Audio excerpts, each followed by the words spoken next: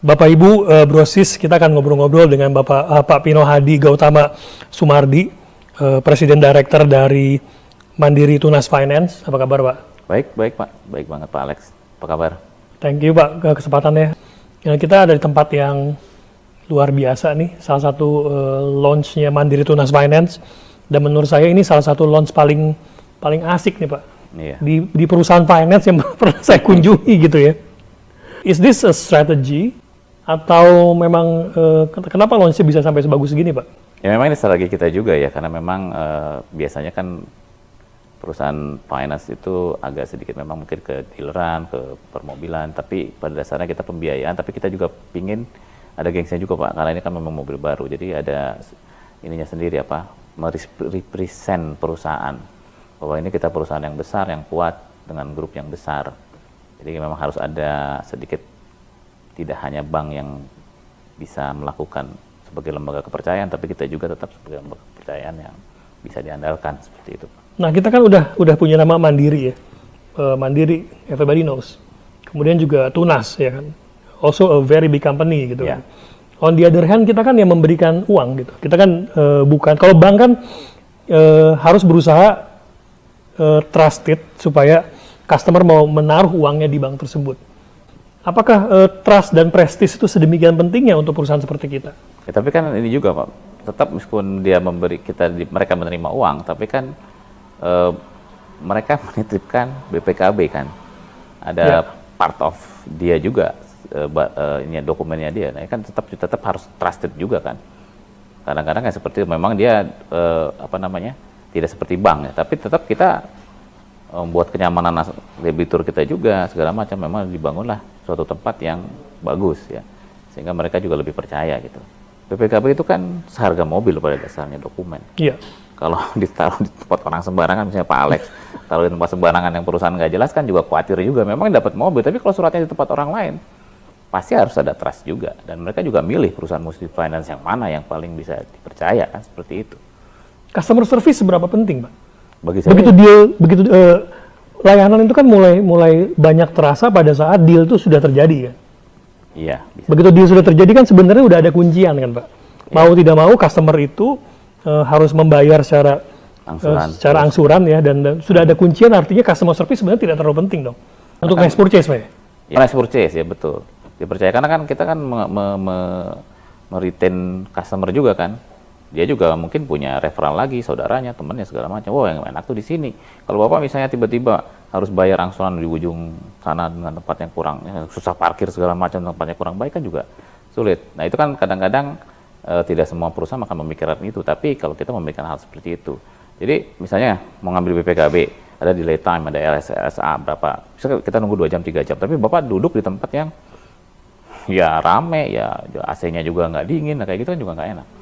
Jadi kita selalu istilahnya dalam artian memanjakan customer kita juga seperti itu.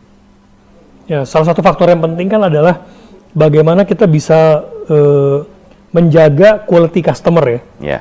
Customer itu kan ada yang quality customer yang memang bayarnya bagus, customer yang memang membeli dalam jumlah besar kan. Ya. Ada juga yang bukan quality customer ya. Misalnya customer yang pembayarannya tidak bagus gitu kan ya. Di mana tentu saja quality customer ini kita pengen dia melakukan rebuy kan, supaya dia tidak beralih ke lain hati gitu ya.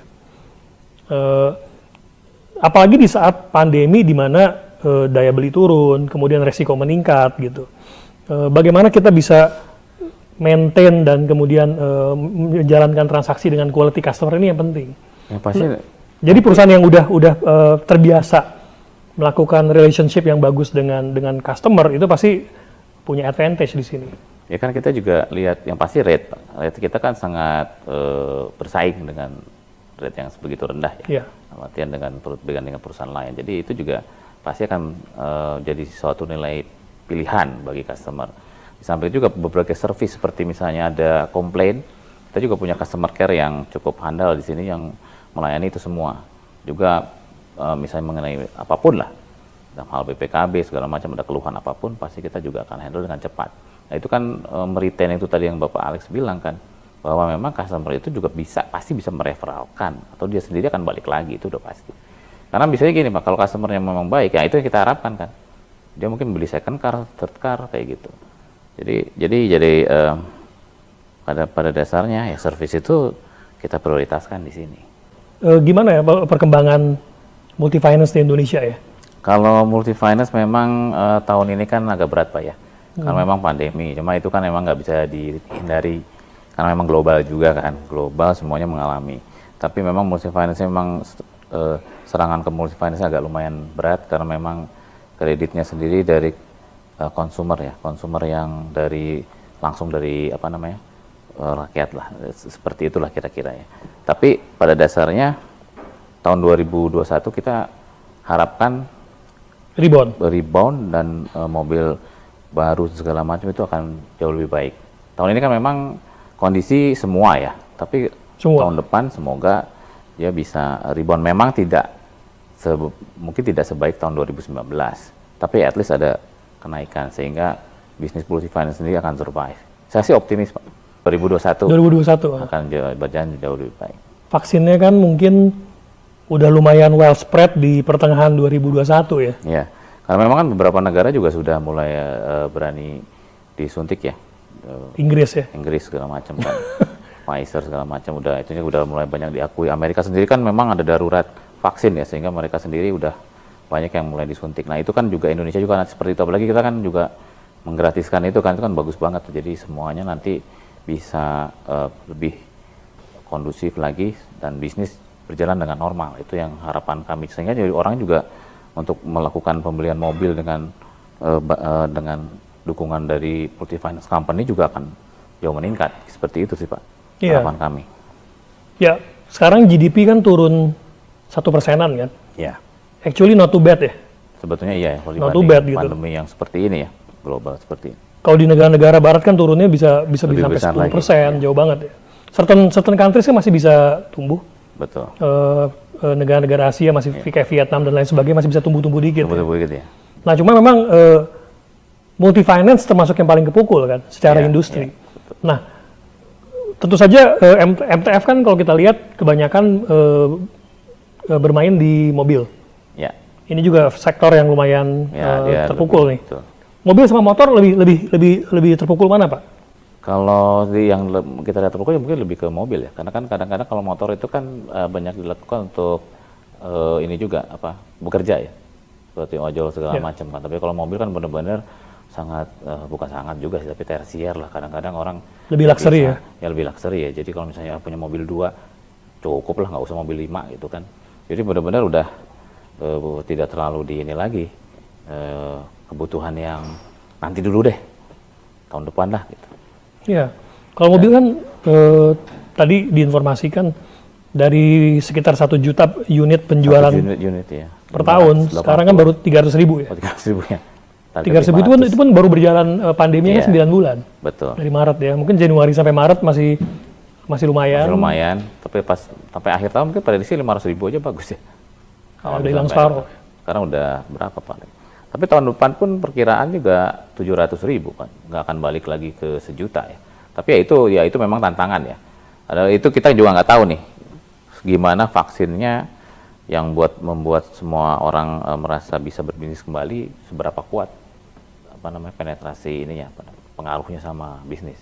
Kalau memang ternyata berjalan lambat ya bisa molor-molor terus nanti sampai 2022-2023 kan.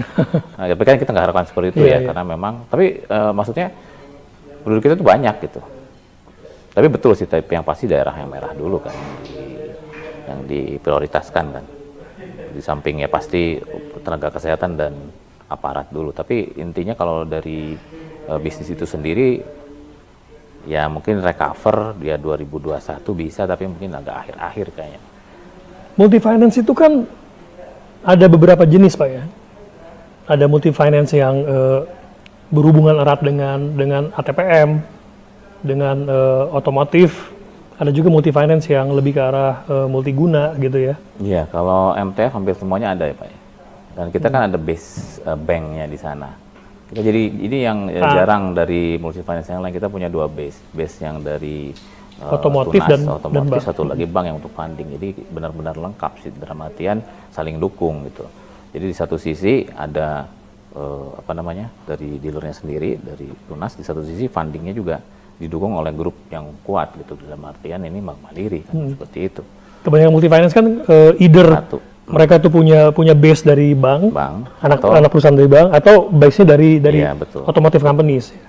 Nah kalau MTF itu lengkap, mungkin satu-satunya di Indonesia yang seperti itu. Satu-satunya, makanya kemajuan kita sejak berdiri tahun 2009, majunya pesat dari cabang cuma sedikit, jadi cabang sekarang 102. Itu di tengah cabang ya, belum begitu apalagi yang landing segala macam. Memang kita agak terganggu di tahun ini karena pandemi, tapi ya itu semua perusahaan ya, dan bukan berarti kita akan terus-terusan jelek, tapi tahun depan ya harusnya sih udah balik ya, dalam artian udah bisa mengejar lagi gitu. Ya, ini pemirsa kita kan banyak yang belum tentu punya financial background ya, jadi mungkin saya jelasin sedikit. Kalau multi finance itu adalah perusahaan yang menawarkan kredit lah ya, menawarkan pinjaman kepada masyarakat atau kepada perusahaan lain yang butuh dana untuk membeli sesuatu gitu ya. Nah bedanya dengan bank apa? Kalau bank itu kan meminjamkan dalam bentuk uang langsung, mungkin dengan kolateral, dengan jaminan atau tanpa jaminan. Nah kalau multi finance itu nggak bisa seperti itu. Kalau multi finance kan harus pembiayaan itu harus ada kejelasan dibeli untuk apa, kan gitu Pak ya? Iya betul. Jadi misalnya untuk membeli motor itu mesti ada surat, ada surat pernyataannya dulu bahwa memang dana itu akan dipakai untuk motor, dan uang itu kan diberikan kepada perusahaan yang menjual motor kan. Ya. Jadi bukan diberikan uang cash kepada si customer gitu ya. Uang itu diberikan kepada penjualnya ya, ke dealer motornya gitu. Betul. Nah jadi memang lebih prudent. Kita kan mesti, perusahaan pembiayaan kan harus menghindari adanya customer tuh nggak bayar. Betul. Gitu. Dan lagi memang kalau bank itu juga ada deposit ya, orang mau naruh dana. Nah ini kenapa mereka aturannya biasanya lebih rigid. Ya. Jadi dalam artian sangat lebih ketat. Tapi kalau di sini kan multi finance itu kan hanya membiayai saja kan. Nah, itu sebabnya begitu barangnya ada ya akan lebih mudah dengan rate yang jauh lebih kompetitif pastinya, karena memang administrasi segala macamnya sendiri tidak terlalu seribet atau dalam artian serigid bank. Ya itu enaknya tuh. Kenapa yang banyak berkembang untuk pembiayaan motor dan mobil bukan pembiayaan dari bank ya? Karena bank itu jujur memang rate biasanya lebih murah. Tapi secara administrasi dan juga time of approval itu sangat lambat. Iya betul. Jadi bisa dibilang mungkin 99% barangkali.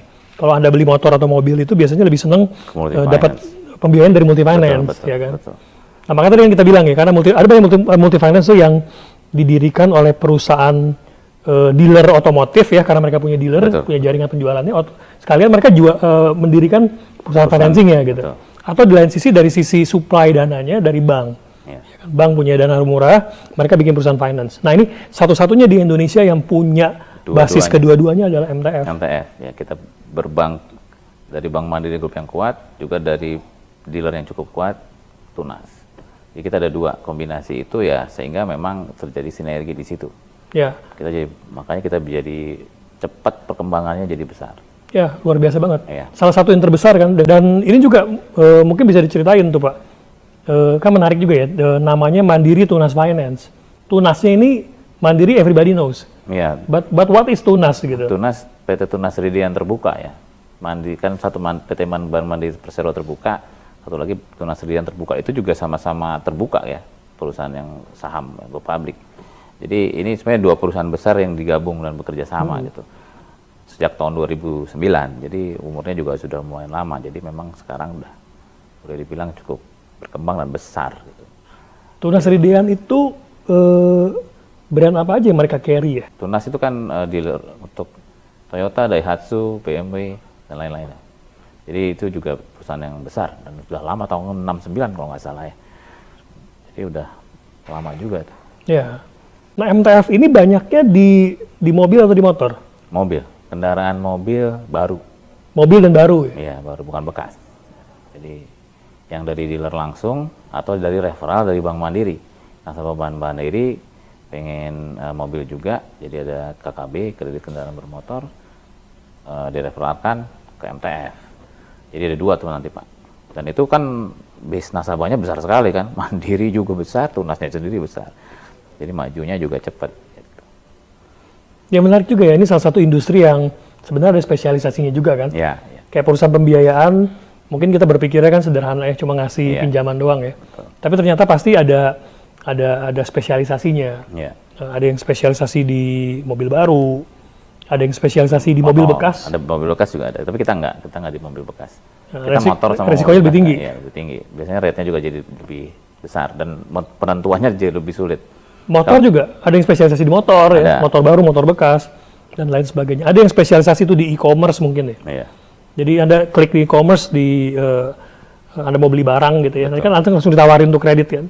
Ada yang juga yang seperti itu gitu. Ada yang spesialisasi di barang modal, di korporasi gitu ya, yang sekali loan tuh bisa puluhan miliar mungkin ya. Tapi kita juga ada produk multiguna juga, jadi bisa buat kredit konsumer dari debiturnya, bisa mau nasabahnya mau ngapain dengan jaminan BPKB itu. Itu baru tuh Pak ya? Lumayan udah lama berkembang sih, tapi ya boleh dibilang ya terobosan juga gitu. Jadi dari pada saat si customer itu udah mendekati pelunasan ya? Pelunasan, ditambahin lagi nanti. Pelunasan dia dapat BPKB. Ya, kalau misalnya mau ditambah top up kredit multiguna bisa buat konsumer beli apa. BPKB itu bisa diagunkan balik ke Mandiri Tunas Finance untuk kredit multiguna ya, di mana dana itu bisa dipergunakan untuk berbagai macam kebutuhan. Atau nggak usah dikredit dulu juga nggak apa-apa, langsung multiguna juga bisa, tapi BPKB-nya ke kita. Iya. Kayak gitu sih. Itu kan sesuai dengan konsep customer journey tuh Pak ya? Iya, jadi kita mau-watching semua portfolio juga, jadi begitu dia memang portfolionya sudah mulai lunasan angsuran segala macam udah mulai menurun, ya kita pasti ketawarin lagi Pak. Tawarin lagi, top up, atau misalnya ditambah lagi beli mobil yang lain segala macam. Kan kita juga memperhatikan semua kebutuhan mereka gitu.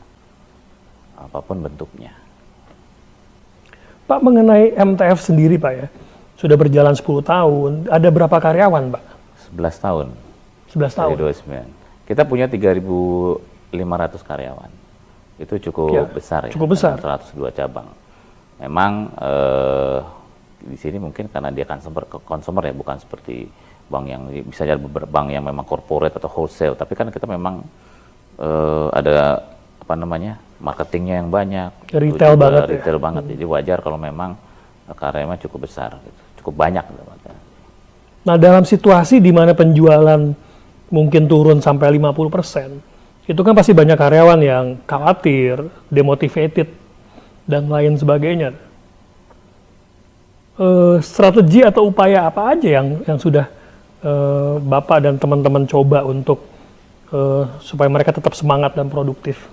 Kalau pekerjaan itu pasti selalu banyak Pak, karena memang pada dasarnya memang ini situasi pandemi kan, kita kan juga harus jemput bola ya, maka pembayarannya seperti apa kan, tidak semua orang membayar dengan langsung ada yang langsung ke rekening, tapi ada juga yang cash kan, kita harus jemput tuh.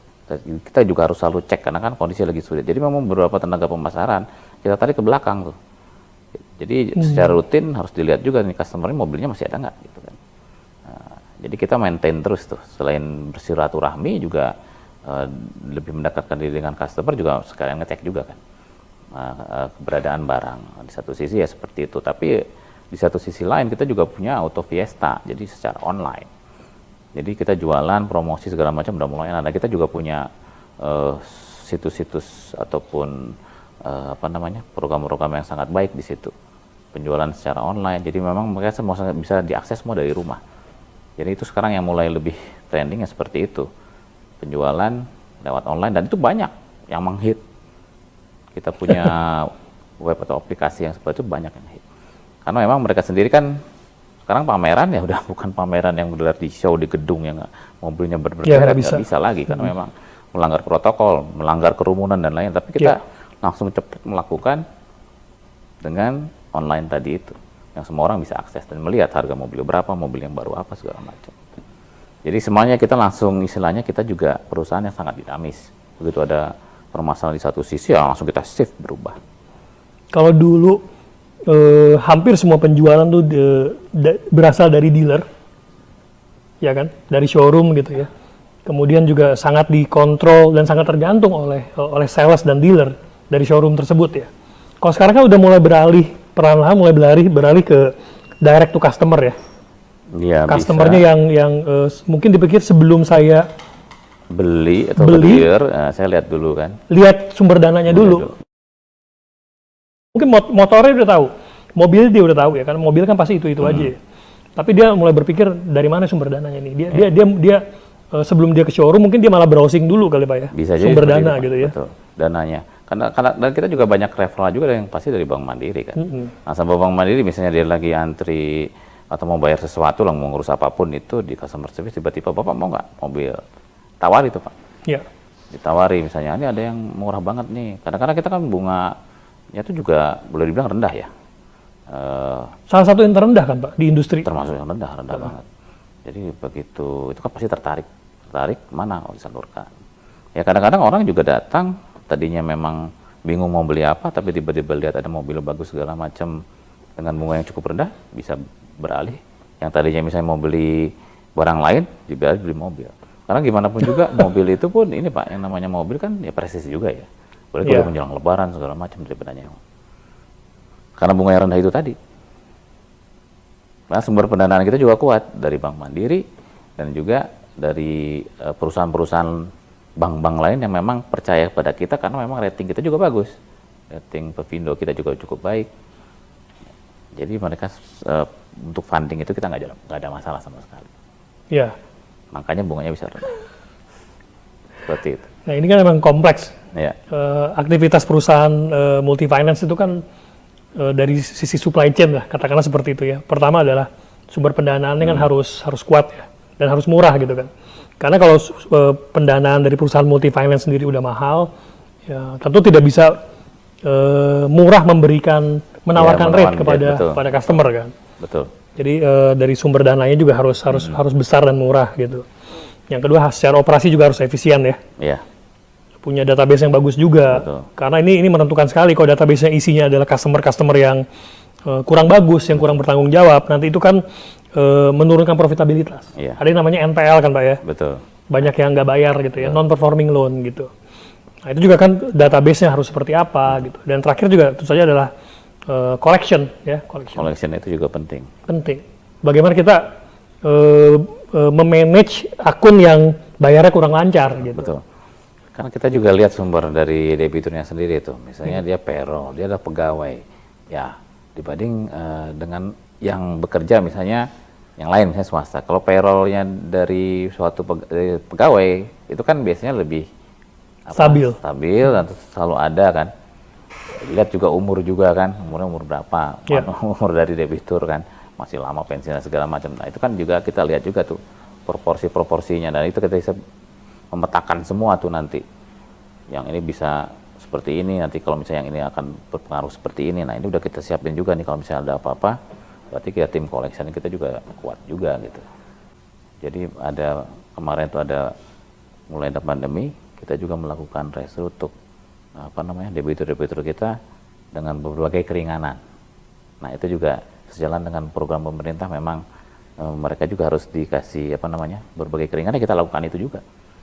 Beberapa nggak harus langsung bayar gitu kan? Iya. Ada keringanan-keringanan seperti itu. Sehingga mereka juga merasa terbantu. Itu kan yang penting. Jadi nanti begitu keadaan sudah seperti sekarang mulai normal, ya mereka pasti balik lagi, dan mereka juga bisa bukan memasarkan dalam artian bilang ke beberapa teman koleganya segala bahwa MTF tidak terlalu istilahnya tidak terlalu apa ya istilahnya pengertian lah ya, lebih mengerti lah kebutuhan nasabah seperti apa. Jadi kita juga memang keadaan lagi sulit, ya udah kami kasih keringanan sehingga akan lebih baik nantinya. Ya. Jadi memang bisnis seperti ini kan bukan semata-mata siapa yang memberikan rate termurah ya. Iya. Tadi kan yang penting juga kan kecepatan approval penting. Betul. Gitu.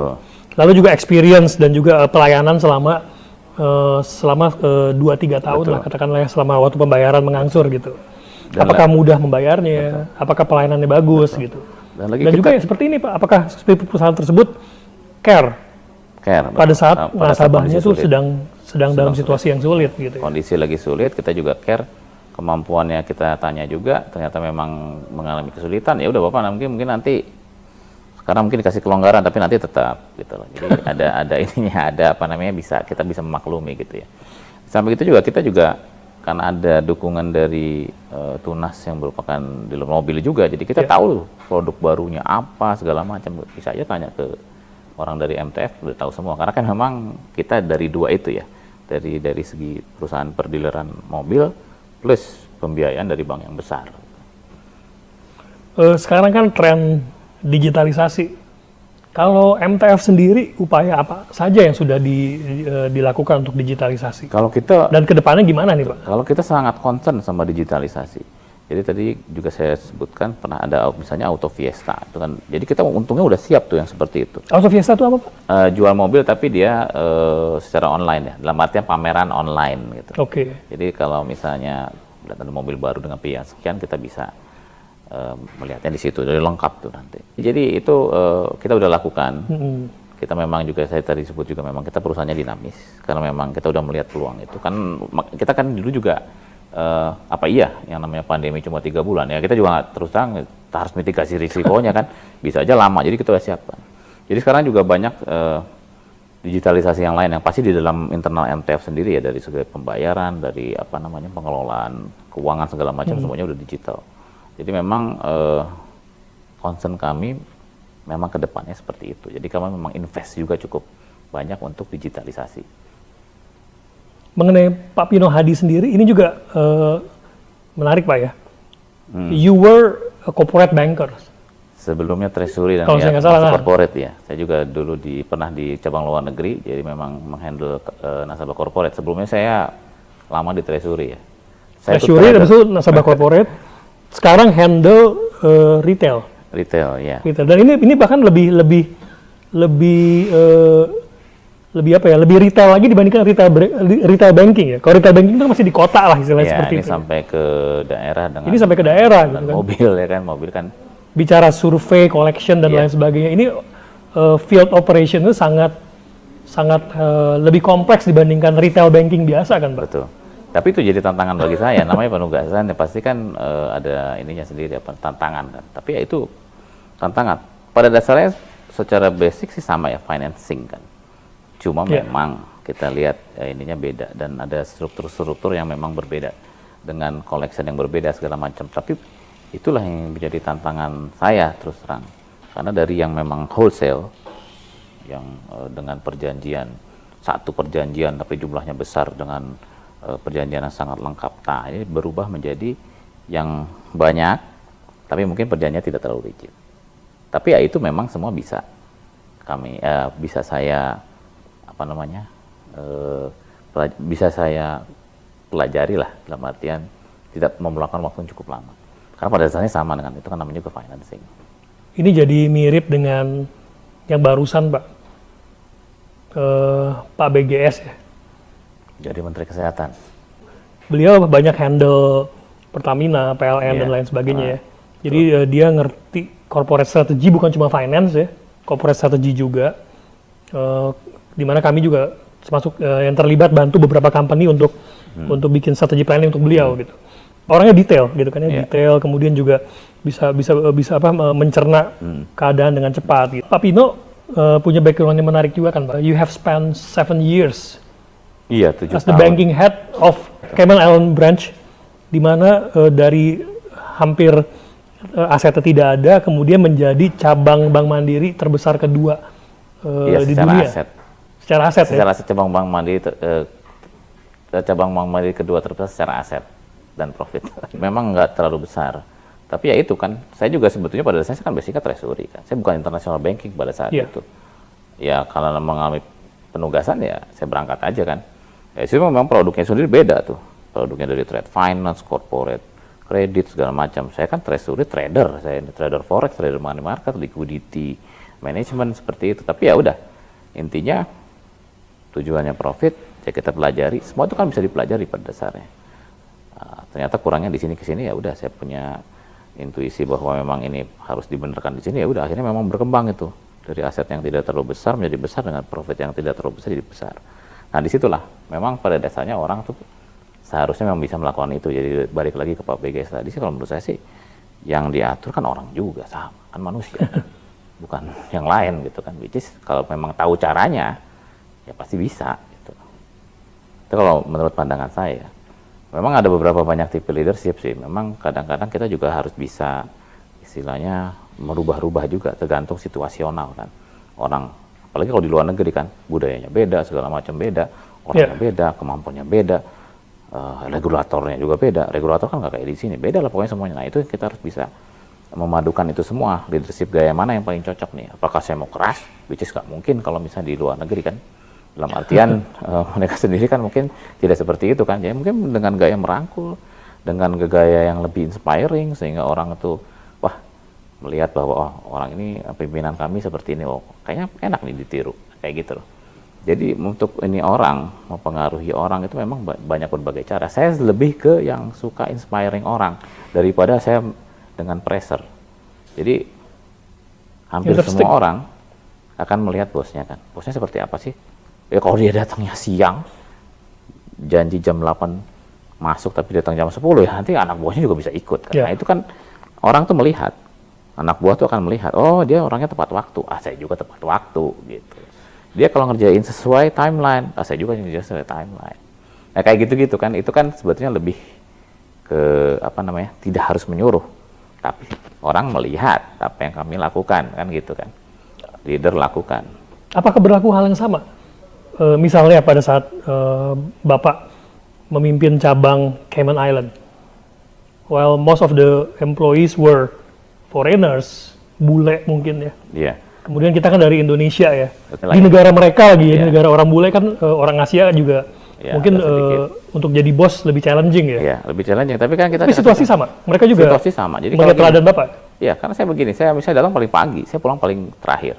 Itu udah pasti kan, itu standar kalau untuk melakukan itu kan orang nanti melihat kok saya datang lebih pagi, kok bos saya siang kok enak aja gitu kan. Nah ini sama, kasih contoh.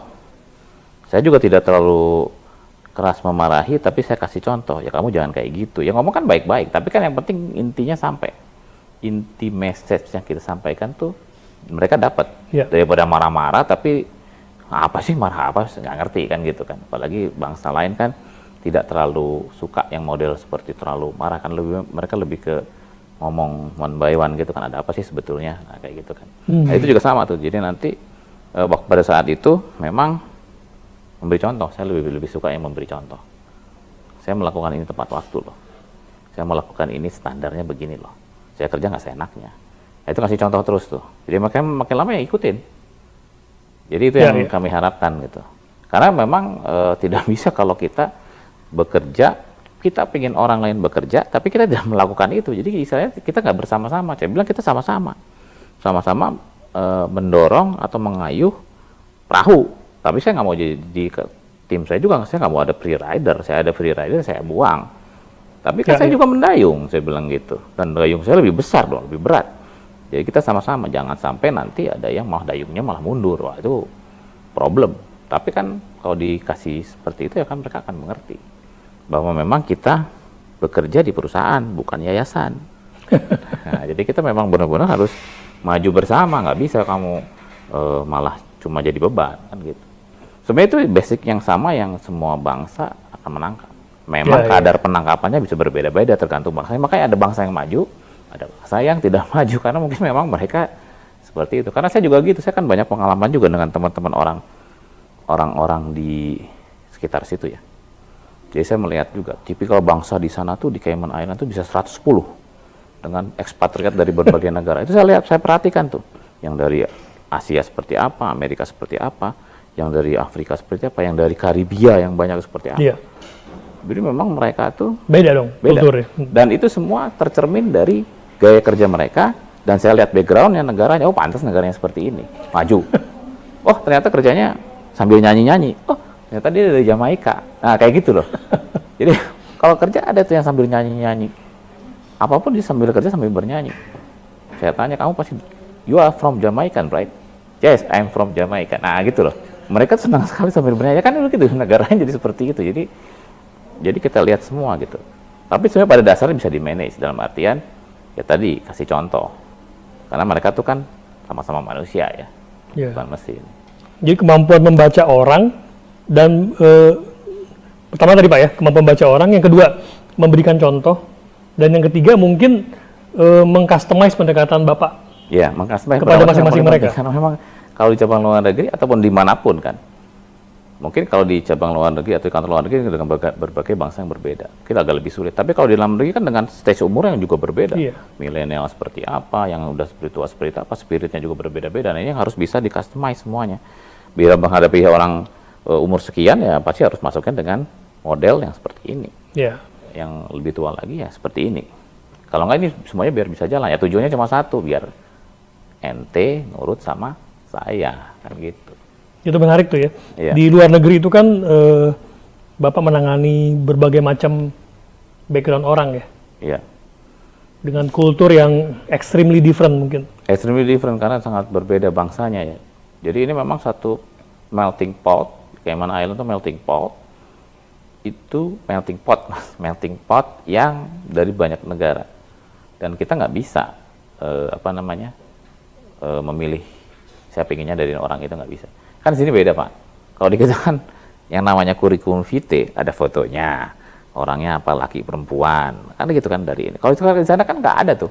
Yang namanya kurikulum vitae begitu ada di nama kita kan cuma nama doang, fotonya nggak ada, jenis kelaminnya nggak ada, cuma sama CV reportnya aja pernah kerja di mana, kan nggak boleh. Kan beda sama kita. Kalau kita kan udah seleksi dari awal, oh cakep nih. Yang ini aja nggak bisa. Oh di sana di foto bahkan nggak boleh? Foto, jenis kelamin. Jenis kelamin nggak boleh? Nggak boleh. Cuma yang boleh tuh umur, pengalaman kerja. Nama bangsa pun nggak boleh. Karena begitu agama juga nggak boleh. Apa lagi. Jadi begitu lihat. Nggak boleh milih karyawan berdasarkan gender aja nggak boleh. Agama nggak boleh. Agama semua nggak boleh. Banget. Jadi mas strict. Wah ini kalau saya nerima lamaran dari mereka itu surat, waduh. Ya ini laki perempuan. Saya juga bingung kan. Tapi namanya. dipanggil dulu kan? Nah itu makanya harus dipanggil. Jadi pas dipanggil kan orang bisa berubah. Ternyata orangnya ternyata menarik. Orangnya bisa kerja. Jadi tidak langsung di-cut di CV yang awal langsung, waduh ini kok kayak gini sih, mukanya nggak menarik banget, nggak usah dipanggil. Nah nggak bisa. Jadi memang semuanya tuh seperti itu, standar mereka ya seperti itu. Waktu dipanggil kita nanya agama boleh? Pada dasarnya boleh aja. Itu tidak terlalu ini ya. Maksudnya kita masih bisa. Tapi kan dia udah dipanggil gitu gimana pun juga. Kan mungkin nanti biasanya kita tidak terlalu tertarik dengan bangsa. Ternyata dia bisa kerja dengan baik, dengan menguasai berbagai hal, kan jadi malah bisa diterima. Padahal kalau misalnya begitu ada kita lihat, ternyata kok orang dari sini kita cut duluan malah salah. Di sana memang nggak boleh. And you are a master of international business. Iya, saya pernah juga sebagai supervisi untuk 7 cabang kantor luar negeri Bank Mandiri. Jadi semuanya istilahnya kami melakukan dirijen lah. Ini kan harus disinergikan 7 cabang. Ini kan 7 cabang ini kan unik semua nih. Di mana aja Pak 7 cabang itu? Oh kalau Bank Mandiri. Jadi Bapak adalah head of foreign operations ya? Ya, Bank Mandiri. Supervisi kantor luar negeri. Okay. Kita punya Singapura, punya Cayman Island, terus punya Hong Kong, terus punya Dili. Lalu ada lagi London, Shanghai, satu lagi Tokyo kali. Tadi udah sebentar saya ulangi lagi. Kita punya Singapura, Cayman Island, Hong Kong, Dili, Shanghai, London, Shanghai. 6. Satu lagi New York Malaysia. Kali. Oh Malaysia. Tapi dia international remittance. Ya jadi cuma bisnis remittance, tapi ya gede juga. Ini kurangnya cuma New York aja nggak ada nih Pak? New Yorknya pernah kita tutup di awal-awal pendirian Bank Mandiri. Jadi sekarang yang di time zone US, time zone Amerika itu adalah diwakili oleh Cayman Island. Itu saya sempat curious juga membaca CV Bapak. Branch overseas terbesar kedua Bank Mandiri adalah Cayman Island. Ya gitu betul, secara aset betul. Cayman Island. Secara aset itu intriguing juga gitu. Kita pikirkan harusnya kecil karena Cayman Island itu kan tempat wisata gitu Pak ya. Iya. Tempat wisata. Kita kalau ingat Cayman Island itu kita ingatnya James Bond. The Firm. Mungkin The Firm, Tom dan Jessica Alba, Into the Blue ya, ketahuan umur ya ini. Ketahuan umur ya. Nggak pernah kita kepikir bahwa itu adalah central business gitu. Central business berarti bilang. Penduduknya sendiri tadi kita browsing cuma 55.000. 55.000, setengahnya ekspatriat. Setengahnya ekspatriat lagi. Begitu hurricane season atau Natal seperti sekarang ini mau deket Natal hilang, pulang semua. Nggak nyampe 1 kecamatan tuh ya. Iya. But why and what is Cayman Island actually gitu? Ya kita kan pikir Cayman Island tuh kayak versi seperti Swiss, tapi orangnya pada pakai baju pantai celana pendek gitu kan. mafia, mungkin juga money laundering dan lain sebagainya. Those kind of thing gitu. Tapi itu dulu. Begitu tahun 2013 itu benar-benar strict. Dulu boleh dibilang uang penjahat-penjahat dari US itu taruh di sana. Tapi sekarang udah enggak. 2013 begitu juga ada Panama Paper itu benar-benar strict. Jadi Cayman Island regulator itu benar-benar menginduknya juga ke Amerika juga. Jadi peraturan Amerika apa dia langsung implementasikan di Cayman Island. Jadi sekarang memang keuntungannya hanya free tax saja. Dan orang aman menaruh duit di sana karena memang punya negara Inggris kan. Ya, dilindungi oleh Inggris. Nah, tapi yang namanya duit-duit hasil kejahatan segala macam boleh dibilang udah nggak ada. Dulu kan kalau kita lihat dari ini ya film segala macam, kalau kamu misalnya punya, kamu taruh aja di Cayman Island gitu kan. Tapi sekarang udah enggak. Jadi memang udah jauh dari perbaikan, regulatornya juga udah keras. Lebih ketat dari Inggris kan? Lebih ketat dari Swiss mah. Lebih ketat dari Swiss. Ya. Mulai sekarang udah jadi ketat. Setelah ada beberapa peristiwa itu ya, jadi mereka semua berubah. Tapi pada dasarnya itu diunggulkan oleh tax haven. Zero tax, ya, tax haven. Nah kita punya satu cabang di sana ya, satu untuk keuntungan time zone dan memang ya pasti di tax. Tapi time zone-nya ini yang penting nih. Dan juga untuk financing ya. Ya, untuk financing. Untuk mengumpulkan funding. Untuk managing US dollar, semua US dollar-nya Bank Mandiri ya kita yang manage di time zone-nya US, time zone-nya Amerika kita yang manage. Karena begitu different time, yang Jakarta tidur, yang manage ya cabang Cayman, karena dia yang beda 12 jam. Seperti itu jadinya. Ya, do you miss it? Saya kalau bisa tanya balik lagi saya mau. Karena for holiday? Tapi nggak untuk staying kan, Mbak? Staying juga nggak apa-apa. Mereka tapi hati-hati gitu, memang agak membosankan. Tapi pada dasarnya di sana itu hub, posisi di tengah, bisa ke utara, ke US atau ke selatan, ke Amerika Selatan. Kan itu jadi dekat kemana-mana pada dasarnya. Dia tropik ya? Dia sebetulnya subtropik. Kalau kita lihat dia sejajar dengan Vietnam Utara. Jadi dingin juga kan? Lumayan dingin. Jadi kalau misalnya summer ya jam 8 dia baru maghrib. Tapi kalau winternya ya jam 4 tuh udah, jam 5 tuh udah gelap. Jadi ya subtropik ya, cepet. Ininya different, ininya bedanya tuh cepet. Tapi menarik. Pak, kedepannya nanti strategi Bapak untuk pengembangan Mandiri Tunas Finance seperti apa, Pak? Kalau saya lihat gini ya, ini kan kita mau jadikan the most reliable dan tadi most reliable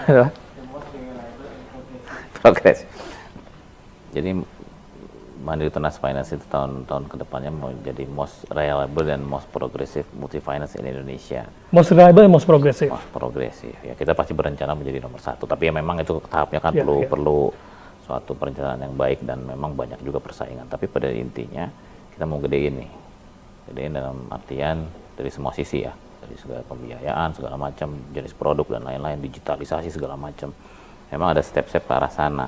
Karena memang kita didukung oleh 2 grup yang kuat, yaitu dari grup dealer tadi dan bankingnya.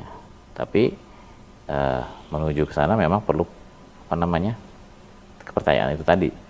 Percayaannya seperti apa dari customer segala macam. Makanya kita lihat siapkan dulu pondasinya dari kepercayaan dari base-nya nasabah sendiri, dari pemegang saham, dari dua pihak ininya juga harus kita yakinkan betul bahwa kita memang mau besar dan efisien yang pasti. Ya, untuk teman-teman tim Bapak di MTF ada pesan-pesannya, Pak? Kalau saya sih pesan satu aja, tahun 2021 itu kita harus jauh lebih baik dibanding tahun-tahun sebelum tahun 2020. Tahun 2020 memang berat, tapi 2021 ke depan optimis dan selalu tetap semangat. Itu yang pasti. Karena memang segalanya itu dimulai dari mimpi. Gak bisa kalau kita udah nggak punya mimpi ya udah dah. Mimpinya kita jadi besar, kita jadi lebih bagus, lebih hebat segala macam ya kita harus buktikan itu. Kita bisa meraih mimpi tersebut. Dan beliau have seen a lot of things abroad ya. Iya, boleh dibilang seperti itu. Dengan wawasan yang bukan cuma lokal, Pak Pino pasti udah menyaksikan other dreams ya, other possibilities gitu. Betul. Jadi ini ada bagusnya juga, seseorang yang memang lama di luar negeri, yang selama ini lebih banyak menangani treasury dan corporate banking, itu berkolaborasi dengan teman-teman yang lebih banyak di retail, gitu. Retail, ya. Karena salah satu cara untuk tumbuh adalah tumbuh secara radikal dan mencoba hal-hal baru, kan, betul. Pak? Jadi kita juga bisa sharing ilmu yang kamu punya apa, saya juga punya ini, kita sinergikan, ya kita jadi bisa dapat dua-duanya nanti. Teman saya bisa belajar, kolega juga bisa belajar. Gitu. Karena kita dua hal yang berbeda. Kalau misalnya itu hal yang sama, ya kita kan itu aja. Oh, saya tahunya ini. Tapi kan loh, ternyata ada hal lain. Kadang-kadang pemikiran saya, mungkin mereka nggak ngira. Tim saya, tapi pemikiran tim saya juga, saya oh ternyata begini. Nah, kita gimana kalau melakukan suatu rencana seperti ini? Jadi memang ini sinerginya sangat bagus. Kadang-kadang seperti itu ya, kita lihat Pak Jokowi juga seperti itu. Masukin aja orang ini, kita lihat. Kan maju tuh jadinya. This is a difficult time. This is a very challenging time. Tapi justru di saat-saat seperti inilah kita bisa bereksperimen, kan ya? Betul. Di saat-saat seperti inilah kita mesti mencari solusi yang tidak biasa, gitu kan. Kedepannya tahun 2021 memberikan kita landasan untuk bisa bergerak secara lebih cepat. Nah, Bapak Ibu sekalian, Bro and Sis, itulah perbincangan kita dengan Pak Pino Hadi G. Sumardi, Presiden Direktur dari Mandiri Tunas Finance, salah satu multi finance terbesar di Indonesia. Menarik sekali, dan kita akan teruskan perbincangan-perbincangan ini setiap bulan selama tahun 2021. Terima kasih Pak Pino Hadi. Terima kasih Pak Alex. Salam sehat selalu. Salam sehat selalu. Maju terus Mandiri Tunas Finance, Pak. Maju terus Economics. Kami ingin mengucapkan selamat Natal bagi yang merayakan. Dan tahun baru. Semoga di tahun yang akan datang kita bisa kembali bertemu dan lebih sukses lagi.